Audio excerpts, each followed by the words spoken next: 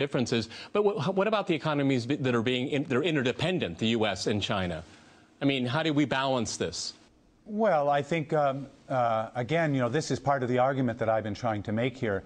That is, why did England and the United States become allies? It wasn't because they were just of their language or culture. It was because of the millions, hundreds of millions of dollars of British capital invested in the U.S. economy. And so you see that the U.S. has become a big investor in China.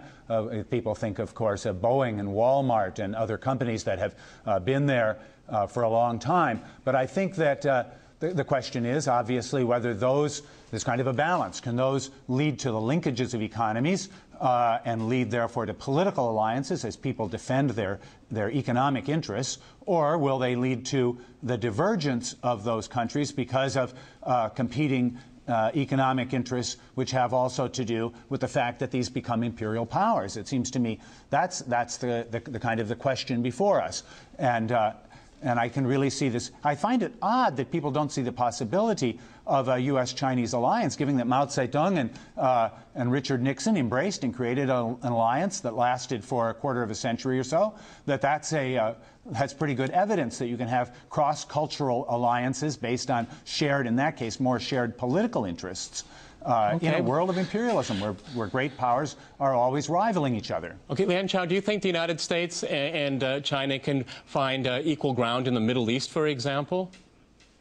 That's America's backyard. That's America's backyard. That's American backyard. But China has already had this strategy called March West. And they're going to go from the west, China's Xinjiang province, Tibet, towards Middle East. That's their long-term strategy, a grand strategy, so-called. But they're still debating on that strategy. I think China's interests, American interests, are at odds. They're very different. China clearly wants to have a socialist socialist ideology with the Chinese characteristics. And that certainly put them into the ideology war, almost like Cold War. And I don't see how you can what kind of socialism is this? Compromise that. Okay, Lynn, well, they made it clear. What kind of socialism are you talking about? Let me tell you, the socialism, if you read Hu Jintao's political report, made it clear that guiding principle, guiding ideology of Marxism, that's number one. The common idea of socialist ideology, number two. And the patriotism, number three. But and this is a state that is a tremendous exploiter of workers, violating workers' rights.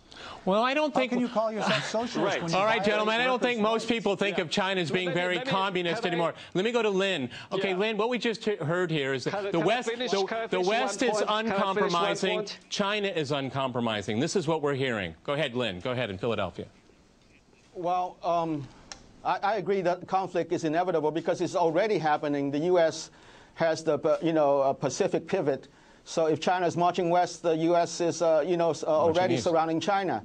The U.S. doesn't really have a long-term economic strategy. It has a military strategy to protect its declining empire. That's why it had troops all over the place to protect the petrodollar, and it has sabotaged Chinese investment in several places already. So you already have them,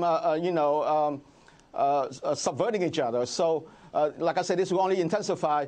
And the U.S. is enjoying its status at the moment because of the petrodollar, because of its military defense of the petrodollar. And China is already trying to bypass that by establishing trades with countries, including U.S. allies, in their own currencies. Okay, so the U.S. is living a kind of an illusion right now. Peter, can I particularly jump in? Iraq. Peter, go ahead. Can I jump in? Lian Chao, go ahead. Jump in. Yeah, I just want to make a quick point, because in order for the U.S. and China to coexist, U.S. has to, first of all, recognize China as the superpower, great power status. That's number one. Number two, U.S. must respect China's so-called core interests. These core interests are very ever-growing, changing. And what they really want is their territory, so-called territory integrity. They want the South China Sea territory. They want East China Sea territory. They want Taiwan. If America do not agree, do not respect that type of core interests, that clearly will cause clash. There won't be a coexistence between the United States and China. Dan, in Cincinnati, do you want to react to that? No compromise. Well, I think that, once again, I don't think that, great powers make compromises all the time. They compromise in the short term to achieve a short-term goal. The United States and China have reached, or have had for some time, did have anyway, a modus vivendi regarding the China's core territorial interests. That is, things were more or less let to stand pat. I think the question is, what would exacerbate these conflicts? Clearly, the United States is going to try to strengthen its interests in Asia and strengthen other powers in Asia, and China is going to put pressure on them, as has already been mentioned. I don't see these compromises as being long-standing. This is a thieves' den. These imperial powers this is a den of thieves, all of them. The European powers, the European Union, Russia, China, the United States. And the thieves' den, it's a question of shrewdness, of strength, of ingenuity, and certainly all at the expense of the nations and peoples of the world, and at the expense of international human rights and universal values. Okay. Lynn, in Philadelphia. Peter, can I just add in? Please do. Jump in. Go ahead. Can I just jump in? Yeah, I think compromise is just temporary. That's what China is seeking now, so-called build a new great power relations with the United States. They think that they can live together happily with the United States. But China has an old saying which says, two tigers cannot live on one mountain. That's, China right now, it's a little cup. Of course, they won't fight against the United States, fight for that mountain. But eventually, they will become a big tiger, and the mountain will be too small for them. The even Pacific Ocean will be too small for them. Okay. Lynn, you pointed out, the United States has a military... I want to add something. Lynn, go ahead. Jump in. Yes. Yeah. I just want to say what will exacerbate this problem also is that Chinese...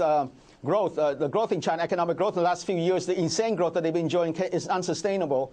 Globally, countries everywhere are in trouble. They are indebted and unemployment is up, living standards down. So the expectation for the future will be disappointed. So many countries will be disappointed about their future prospects. So that will intensify this scramble for the remaining resources.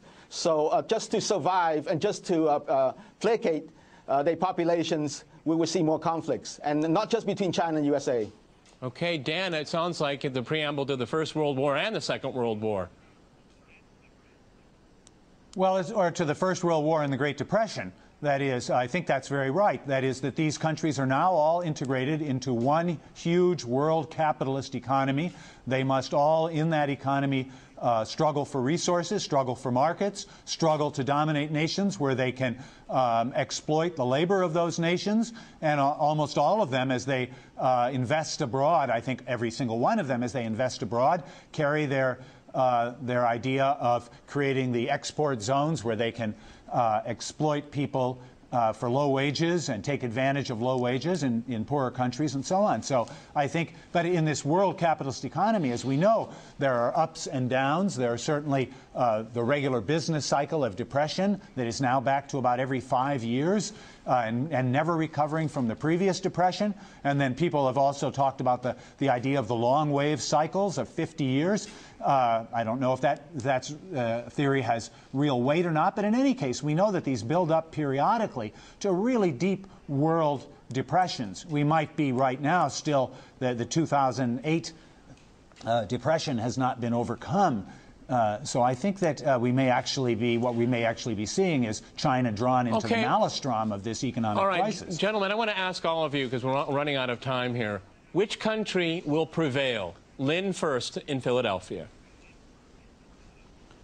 I think China, for the short run, is in better shape because it still had a manufacturing base, and it is doing practical things to improve itself, whereas the U.S. has no economic vision to speak of.